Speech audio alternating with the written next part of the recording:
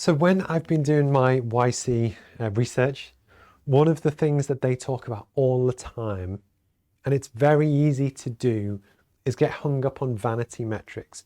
So for any startup, but it's true for any business, it's how if you start drinking your own Kool-Aid, as they'd say in America, it's when you start believing your own hype and you're celebrating things that maybe don't necessarily mean as much as you hope they do. And actually, I wanted to call myself out on it. So with the roadmap, but this is true for almost every business when you first start out, you have to build something called social proof. So it's the fact of where you've made this thing. Do people think it's any good?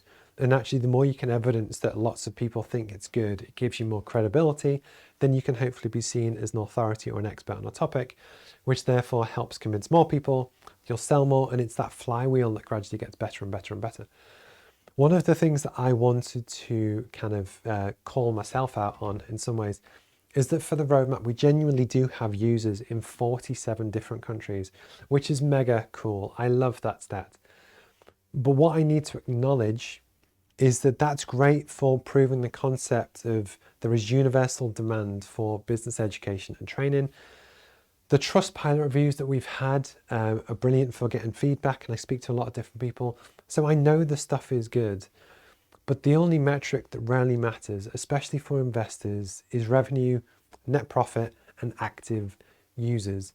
And what I wanted to do, because I've been preparing this for the YC application, is actually to answer this thing that it's really easy to get hung up on. We've got 10,000 users on the platform. We don't, I'm just using that as an example. But say if you have 10,000 users, what investors and what YC really want to look at is that, yeah, but how many are active? How many actually use the app once a month or once a day or whichever?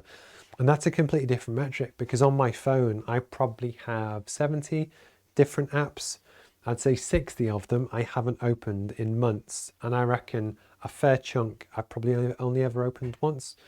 The point is, for a startup founder, the vanity metric of saying we have 1 million downloads of our app is actually meaningless if only 10 people use it.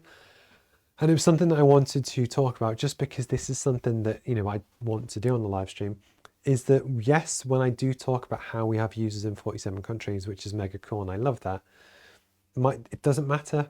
I use it and I talk about it to help build social proof, trust and recognition in the brand and what we're trying to do and the scale that we're trying to achieve. So with a mission of trying to reach 5 billion people, if we only ever had users within 5 miles of where I'm stood, it's not going to happen. But actually showing that we have people in Qatar, Ukraine, Afghanistan, Iraq, Brazil, Argentina, America, Nigeria, Ghana, etc., helps show that actually if we can grow each of those, there is universal demand for what we're trying to do, so that if we can fund it, we can do it bigger, better, faster, etc. But it was just that balance of really making sure that I communicate and share the fact that vanity metrics are good for certain things, but don't bet your house that they're the most important thing. You really want to look at what are the most important numbers for your business. So for us, it's active users. It is downloads, especially as we start the app. But the only thing that matters is revenue and net profit. I can control the net profit based on our overheads and how we spend money. So therefore, it's about revenue. The way that we're looking to drive revenue is to drive user base, get awareness, and actually start to push to ask people actually to, do they want to buy the course and actually use it to train their team? And to be honest, that's the only thing that actually matters.